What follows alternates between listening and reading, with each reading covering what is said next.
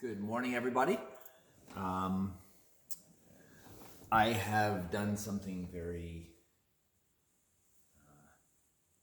controversial. It's the word of the month. I'm having a coffee for matcha morning matcha. Raven's having her matcha though, so it still qualifies, I think.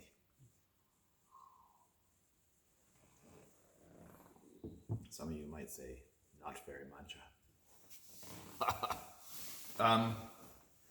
Today, like always, shit. Did you laugh? I just did. Oh my God. And I didn't hear her laugh. I felt, saw her. You saw me laugh. That's how you felt. It's one of those mornings. It is. I am staring at two of Heather Horton's wonderful paintings across the hall that we had taken down at one point, and we brought them back up to put up again, and I still have to hang them. And just so again. Heather knows, we didn't take them down voluntarily. No, we had to do it for the photo house showing stuff. All that bullshit. So, and then we never were able to get them quite back up again. I even tried with these forks to try to. It's just these stupid brackets we used. So. Yeah, they're great once they're up. They don't hurt the walls. I love those good paintings. For the paintings, yeah. And especially my favorite one. The pregnant woman. They're both pregnant women. Oh, that's right. Yeah, but one shows really. Which is your favorite? The one where she's lying completely in surrender. Yes. Something that I don't do very well, but perhaps that's why I really love that painting. Yeah. Mm-hmm. So, Heather, every time we do matcha mornings, we are looking at your paintings. Yes. Which is kind of cool. Mm-hmm. I hope you're happy in the UK. Just seems weird. What? She's living in the United Kingdom. You didn't know that? Heather is? Heather Horton, yes. I thought she just bought a house. She lives in the UK. And she's now in lockdown in the UK, so... I had no idea. I was just conversing with her the other day. Thinking that she was in Hamilton. Not that there's anything wrong with Hamilton. But UK, that's kind of interesting. I'm going to have to ask her how she ended up... How did you know? She must have said something. But you're on Twitter more, and she's on Twitter, so you probably heard her say something on Twitter. I don't think I've ever seen her on Twitter. Oh, maybe I have, but no, I think I followed her posts on Facebook. Mm. Yeah. Anyway. So, changing the topic a little bit, just the first thing that comes to mind for me, because yesterday we were trying to be ready to watch Brian Rose's, True Stream Media. No, London Real. Oh shit. No, London Real. No. Brian Rose is London Real. Yeah, I know. But what's the thing? He has a name for it. It's not London Real. London Real is his company, but this thing has digital. Oh God, I have all these things in my head. The Digital Freedom Platform. That was it. I don't know why I had I know who True Stream Media is, but digital media. What digital? Digital. It's this morning.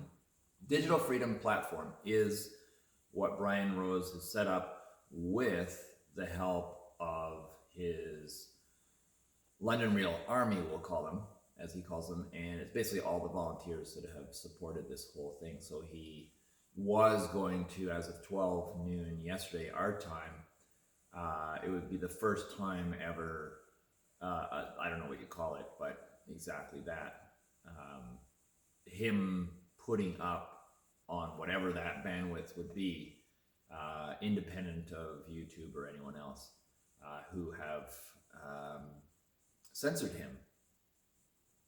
And that's why we donated $100 towards the cause, because we believe that people should be able to at least hold on to their, one last thing, the ability to speak their truth, even if it's not someone else's truth. because once this freedom is taken away, it's a very slippery slope. Well, I mean, it's already eroding anyways, but it's just something bigger and more complicated than ever before. So Brian Rose felt very strongly about this, as do many other people on his show and many people that watch his show. And so when he got chopped, you might say, his show, and he couldn't get it anywhere. And I don't get it. I mean, the show that he had on was David Icke, and yeah, he's controversial, but he's not he's not going around saying kill this race or mutilate that, or nothing horrible or destructive that I would ever think. He talks about reptilians in the elite. Yeah. You watch David Icke when you want some good entertainment with an element of serious shit mixed in. If I want the serious shit only, I'll go to watch other people. But nonetheless, I do have a bit of a... I was aware of David Icke, I don't know, 20 years ago? More than that. More than 20 years ago. Shit, 30 years ago? Way back. Way back. We would listen to him on occasion. We read his books. But it was kind of like everything was sort of... I think then it truly was the curiosity of the conspiracy theory, as a lot of people might accuse people of. Then that was the curiosity. And I wasn't a conspiracy theorist. I definitely had different experiences and different perspectives on things, so therefore I had different questions. And I didn't take the run-of-the-mill answer for things. My life started off right from the beginning. I didn't fit. I was a misfit. I was abused as a kid by my father. I think that helped, because kids in a small town where I grew up in Carleton Place, and especially with school buses and stuff, the word gets around, I think, amongst parents, is my hunch. So you got a kid that's being abused by his father, the word gets around about the asshole father, and the kids pick it up. They probably hear their parents talking about it, and then they go to school and they decide they're going to pick on the kid whose father is this asshole so father. When you say it helped, you say it contributed to you being a misfit. Yeah, it completely... tongue and groove fit perfectly as the cornerstone that held this reality into place that me as a child grew up in. I mean, it's very simplified, but and also having an artist, or just being me, a very sensitive kind of person, very artistic. Although I didn't look at it that way at the time, I just had this... if it was a rainy day, I couldn't wait, because it meant that I could sit in the windowsill, which is what I would do. We had a big bay window, and I'd sit in the windowsill, and I'd put all my art stuff in that windowsill, and I'd sit in there and watch the rain coming down. I loved the sound of it, and I would do my art. And then as things went on, when there were stressful times, which almost always was something to do with my father, I would escape. We had a big farm, lots of land, and I would escape a beating or something, or whatever going on, and I go off into the fields and by myself. And I usually had my little Rocks and Minerals book. I wish I could find a copy of it just so that I could just have one. But it's a little teeny black book, like those little pocket ones. And I don't think I really ever identified a real mineral, but I found stuff that looked kind of like it, and it meant that I had a little trinket and a little special gem. But the things that I would collect were, I would find little skeleton curled up in an area, and I'd carefully excavate and take those bones back, and I'd take back rocks, shells, just little collectible things that any kid would. Only the difference was that I would quite often, I don't make things out of stuff or start to carve. My grandfather gave me a penknife one time, and so I started carving at that point. whittling more like. But anyway, so my art or my creativity that took the form of art was my escape route, my way of going somewhere that was safe. But I think more than safe, I think it actually was healing for me. So rather than just a fortress barrier, it was also a healing experience that I didn't realize I was doing or participating in. So my life was starting off in that kind of way. I was very, very used to not fitting into whatever the status quo was, because in my mind, the status quo or the average folks were all caught up in my small world of parents and kids and whatever in a small town.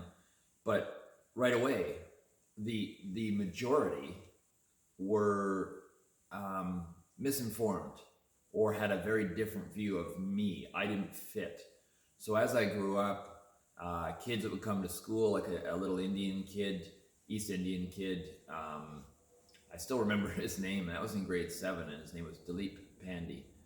And I befriended him. Everyone else called him Packy, and it was just stupid kids and stupid names. I don't think they even knew what Packy was. It was just a name to call someone, and it fit. If you weren't a Packy, you were a Newfie, or you were a something.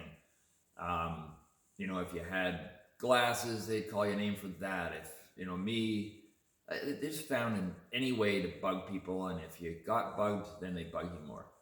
But I would always go and take the side of the people who didn't fit in and who got bullied and stuff, because I did.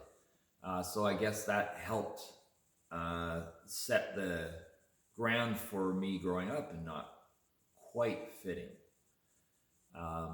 And having a very alternative perspective on things. So it's not a surprise that I had some interest being a creative person and not quite fitting in things that were presented that I found interesting, that made me question that status quo, or that normally accepted by almost everyone, it seemed.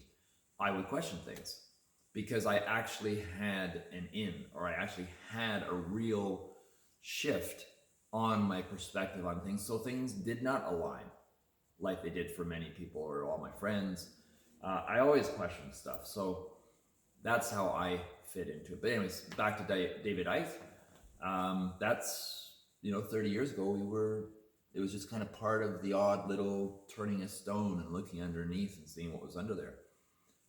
So going to the present, David Icke now, I perceive him as having maybe about 50% to 60% of what he says as really worth, well, I've seen it unfold. Stuff that he was saying way back that I was watching at the time going, holy shit, I can't believe he's actually saying that and mentioning names. And then 10 years later, we're looking back and going, holy shit, he was right on that one. Oh, he was right on that. And he was just stepping right out there and saying things. So I thought he was a loony back then, and then found out that he wasn't quite. I thought he was a cool loony.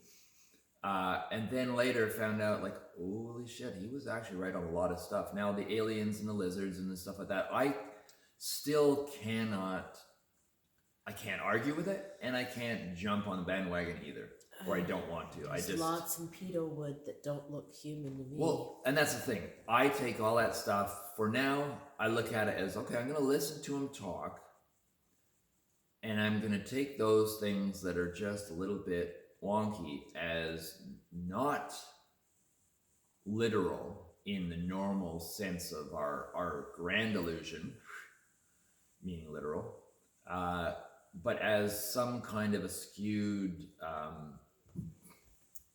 symbolic or skewed manifestation of information coming from a slightly different oblique universe perspective, you might say. So lost in translation a little bit, in being translated into this world, you might say, and I'm talking about just more mathematical, like minute skews in perception and things, that things can take on a more symbolic type of language. So when David Icke talks about lizard people or whatever, I know there's some meaning in there, and I'm not going to just go push this over to the side. So, anyways, as time has gone on, more and more of what he says is worth, in my opinion, worth listening to. Although I'm not going to just take it 100% or even 70%. So it was just interesting to me that David Icke interview with Brian Rose was the one that got the big super banning. And never mind, it put him on the map. It so it put him on actually did a positive thing for London Real. Now, of course. London Real is a phenomenon. It's now a digital freedom platform. Yeah. I have my doubts as to whether there can be digital and freedom in the same sentence, but that's another story. Well, someone has to be letting him do it. And that makes you wonder. And also, well, we'll see. He's pushing into some interesting territory. And we'll get to see what unfolds. So even for that reason alone, even if you don't harmonize with his wavelength, either of them, it's kind of interesting to just keep your eye on and follow what's going on with the digital freedom platform, because just for the interest of seeing how it unfolds, does he get shut down? Even the question of like, it didn't work yesterday. He finally got it on around 8:30. I started to watch it, but then I was doing something else, so I thought, well, we'll watch it in the morning. Raven turned it on this morning. It only played for a few minutes and then said that you have to go and sign in on the website, and she signed in and it wouldn't let her in. So I figured they're still having some technical difficulties. Yes. We'll see. Problems with the technicals. We'll see how it pans out.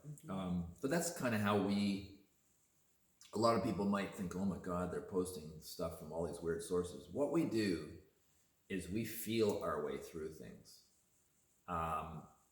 And we calculate and think and use all the other techniques and weigh things out, and who where did this come from, or where did that come from, and whose opinion was it, and is it true?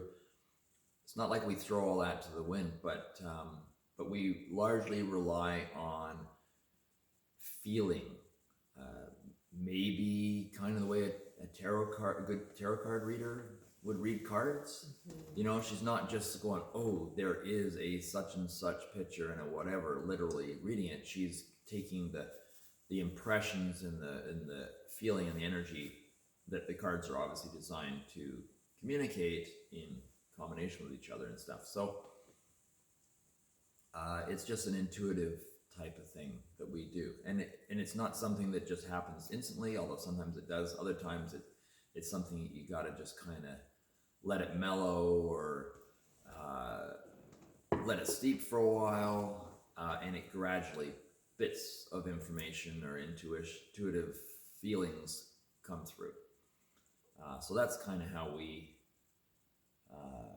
explore whatever we're exploring.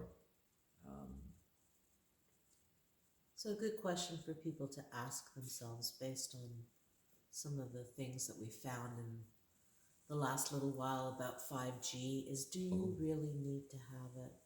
Do we really need to have this fucking technology? Yeah, like why do I need my refrigerator to talk to my phone and vice versa and all this kind of bullshit? Why do we want to be so automated and marinated in all those frequencies? Why is that so fucking important? So we can be a little bit faster in our downloads. Well, I guess be a lot faster. And for video gamers and stuff like that, I guess there is a certain appeal. But for the cost of being exposed to that much radiation poisoning, I don't think it's fucking worth it, folks. Well, I really don't. And that's why you get the deniers, because it's when someone takes on something that they're not willing to let go of. They bought into oh my God, that candy is so awesome. I've been thinking about it for 3 months and now I can have it. I better convince myself that it's not bad for me. Oh, actually, maybe I can even say that it's good for me or something. What are they going to do with all that infrastructure that they're putting up everywhere, even on fucking street lamps? Like, unbelievable. I've got responses from friends and I don't just mean like Facebook friends that I've never met, but friends that I now converse with on Facebook from way back, like 30 years ago, kind of friends.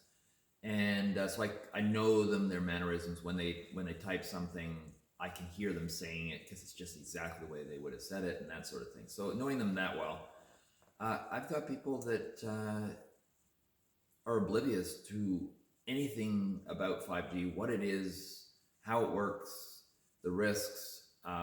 It's just, oh yeah, I got 5G. It's interesting. Respiratory issues come up with 5G poisoning. Respiratory issues.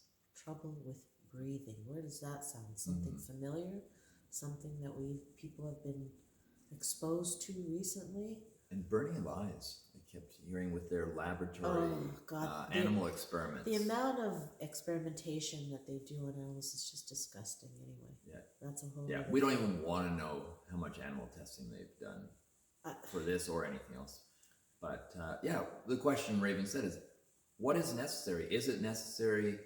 What things are to our better advancement, whatever, I'm thinking of advancement as in coming more into myself. So if advancement was people coming more into themselves, into their truth, advancing in that way, therefore more connected to the earth, more functional as part of the whole, and letting riches and depth come in, and therefore convenience that comes as part of that, I get it. But when the advancements are causing a rift with our reality, destroying the world we're around and working through, and even though we'll have a little bit of an annoyance, oh yeah, save this and save the dolphins or whatever, at the same time it's like, who gives a fuck about the dolphins when 5G's coming in? I'll save that for next week. Like there's kind of a rift in, at least how I see it, in how we sort of have our causes and what we're willing to do and what we're not willing to do. We've already started doing things when we moved out here. Well, we started when we moved out to Fergus, but in increments we've been doing what we feel is important. And it doesn't come without its difficulties and periods of suffering even. Nothing's easy, especially breaking away from what is designed to be your little display cage, I guess, like the fancy little canary cages at the old, or the parrot cages and things. So you break out of that. To some degree, you're going to have a little bit of resistance, I would think, and we have. And now we're going to the next step. We've had a lot of introspection, a lot of time to think about what's going on and what's not going on, and what our future is unfolding to be. And we don't want to support a lot of the shit out there. And it's time that we speak up, which is what we've been doing on Facebook and stuff. At first I felt like I didn't want to cause waves, and I didn't want to ruffle feathers, and what if I upset people, and what if that affects my business, and all the thoughts anyone would have. And I just felt finally that it's like, you know what, I'm almost 60 years old. I have a little bit of wisdom, as someone should by the time they're 60. And I just thought, if I don't finally just start being me and voicing what I feel, my truth, and one has to take it. I'm not forcing anything down anyone's throats, but if I speak my truth, then I'm being real, and I'm not selling my soul. And I felt during this time, in my talks with myself, my conversation with myself, that that's very important for me. And I knew as I thought these thoughts, I thought, this could take you down a rabbit hole of having less money. But then at the same time, maybe there's going to be less money anyways. So I really had to go into those dark corners and places that I really didn't want to go, and just think it out and think, well, would I be willing to go through this to get this? And would I be, what am I willing to sacrifice to be true to myself?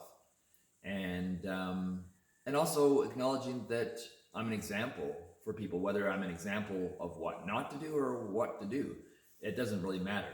I think that all the people out there in the world who are doing their thing because they believe in what they do, whether they're right or wrong to who, they're still signposts, they're still examples that lead people, just like art has always motivated people and oriented people, and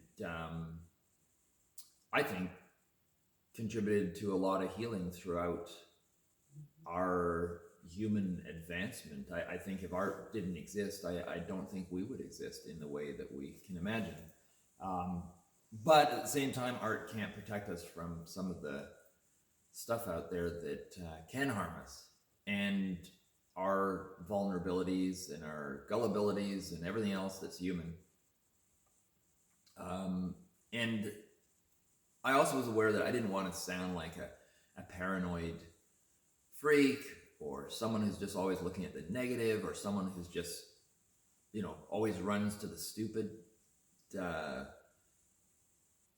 information out there and never thinks things through, which is not the case. But I had to even let go of being concerned about the people that would think that, because I realized one of my fears when I was younger about getting up in front of a crowd to speak was the idea that even if there was one person in that crowd, in that audience, that was critical of whatever I was saying, it was horrifying to me. And that's what kept me from being able to comfortably get up in front of people and speak. And you might say that now I'm kind of practicing, for if nothing else, just for my own health, for my own mental health, is to finally, like, my mental health is now demanding that I be me, or at least start being me, coming into me, whatever that is. And I came to terms with the truth that I don't want to one day be on my deathbed knowing that I sold out, or that I didn't speak my truth, and I may never have another chance, definitely not in this lifetime. So that's what I'm doing, and hopefully in some way, me and my creations and my truth speaking, which I find are important components, although they may seem opposite, and I do keep them on separate pages on social media for a reason. I keep my art in one area, and I keep my thoughts and my processing in another, because I don't want, when someone's viewing my art, I don't want major concepts attached to them or anything. An important part for me of art is that it affects you in the way that it should affect you. Although I will voice my inspiration and what comes to me while doing the art, or triggers the motivation to do the piece in the first place, almost always has a healing component to it. It's just something that I've always been exposed to and motivated by since I was young. And maybe that was all coming from my childhood experiences, and my need to heal and to be healed, and to have healing experiences. I don't know. But I was always attracted to indigenous lifestyles and approaches, and views on life from a very early age.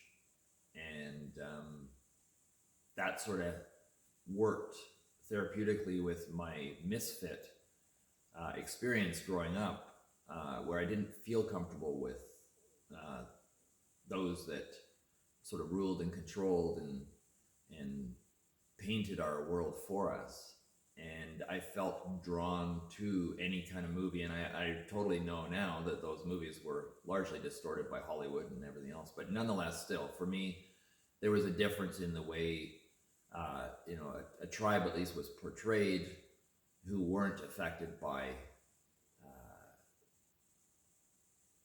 whatever the culture was at the time, people coming over to America from Europe, or whatever, explorers and pioneers and stuff. So I've always kind of, as I mentioned earlier, not quite fit, and questioned things, and felt drawn to the healing aspect of art and its expression, and I've always explored those things too. I know one of my favorite artists over time has been Andrew Goldsworthy, which you like a lot. I love his work. too. Yeah. and I can't even explain exactly what it is about it, but for those of you that know anything about Andrew Goldsworthy's art, it's not your typical art, and it's usually art that doesn't last very long. In fact, part of his art is how it biodegrades, decays, falls apart. That kind of is his art. So his art is mostly recorded on video and photos. But absolutely amazing. It's always out in nature, or almost always, or reflects nature. And I don't know, it's like there's a communication, for me, there's a communication coming through in his art that he doesn't say. And that's also part of it, I guess, is he doesn't overly talk about what he expects it to be. He just is in the process. Yeah, he unfolds Yeah. He doesn't have anything predetermined. It's a co-creation with him and Mother Nature. It's quite beautiful. And I find that that's what channels, like the information that I get that he's not saying is only coming through because he's leaving it in that way. Like whether he's conscious of it or how conscious, but he's definitely trusting, as an artist might, this ability. And so his artwork, if you haven't seen it, go and check out a video on him. It'll show a whole bunch. You got to see a video documentary, because otherwise you just won't get it in the right context. And you need to see him as well, and his patience and his drive. I have a lot of respect and appreciation for Andrew Goldsworthy. But yeah, so that's kind of where we're at. So we tried to watch the Brian Rose thing yesterday, the first one, with Dr. Buttar, and we haven't been able to watch it yet. If anyone else has had success, let us know. I know that he's interviewing Dr. Shiva very soon, and I forgot, there was someone else it's in my head, but I can't remember. David Icke, he's doing. Oh, he's doing another major David Icke. I mean, I guess why wouldn't you, if especially even on the business end, if you got that much response and that much whatever. But it's also, he says, David Icke really caused him, in his first interview, really shook his world, and it really caused him to question things. And like he said, which I totally identify with, it's not a matter of whether you just buy into someone's story. For me, that's absolutely not the point. Like, for example, Dr. Shiva and Dr. Buttar. Raven told me the other day that she read something that indicated that Dr. Shiva doesn't care for Dr. Buttar in some way. But that doesn't matter. I don't need Dr. Shiva to love Dr. Buttar for me to make it all work in my mind. I don't have to buy into anything. I don't need to buy into everything either one of them says. In fact, nowadays, I want to have a bit of controversial elements to it. It causes me to keep thinking, to look into things, to find another speaker that kind of addresses something and pulls things through. What I found, I think the one common thread, one of them, in all the people that I get drawn to and listen to is, especially attracts me, is if they don't tell you how to think. If they give you bits of information, facts that they've found, and especially if they've got the backup, or at least you can look it up and go, okay, that is true. And then they let you make your own decisions. They let you form your own opinions. And I find that's the best way to learn, is you run alongside, and that there's not an instant answer to the information. I think we've really been spoon-fed for too long as a society, especially in university, where it's just like, verges on programming. And I don't think we're encouraged to think for ourselves. We're encouraged, in my opinion, we're encouraged to know there's the right answer and to feel horrible if we didn't come up with it. Oh, you failed, you didn't find that perfect answer. I know I got caught in that as a child for a long time, feeling like, oh, if I could just have the right answer, if I could just fit in, if I could just, you know, perform the way I should perform, I'll be accepted. And now finally, I'm starting to shed that completely. And I think it took this whole CV bullshit to really, really push me through the tunnel. I think it's at different layers of the onion that you're talking about, because there were plenty of times in your younger years too where you actually loved being a rebel and you loved pushing it. So no, yeah, different levels of you rebel. know, so it's not really that you just Started, no. You But just I've started on another level. another layer. And of course, like anyone, I think each level would be in and of itself, and then you'd move to. Timothy Leary had that in one of his books way back, Info Psychology, was it, or was it Exopsychology? But where the phase of your life, he called the beginning of a phase was the infant phase, and then kind of, you know, going through maturity, and then you would kind of get reborn into a next phase of your life, and then you'd go back through the same pattern of infant and, you know, sort of whatever those phases would be as you would be getting older and wiser, hopefully, and then you'd move into the next. And we definitely kind of put that in the background, and as we experienced life, thought, yeah, you know, that resonates. You know, it's a pretty good map. They're maps, but the map is not the territory. And that's one thing you always got to bear in mind. You can use maps, they're useful. Maps, models are useful, unless they come from the World Health Organization. Then you can just toss them out the window. The who? The who? Fuck sorry. the who. But anyway, their but maps yes, Rafe, and you are models right. are falling apart. Yeah. Anyway, so they're useful, but you always have got to remember it's not the territory. So use them wisely. And we've gone way over time. It's 37 minutes. Holy so we're going to say bye for now. And until the next morning matcha, we'll hopefully have something interesting to talk about. Oh, we will. Yeah. Oh, Okay. we will. Ciao. See you guys.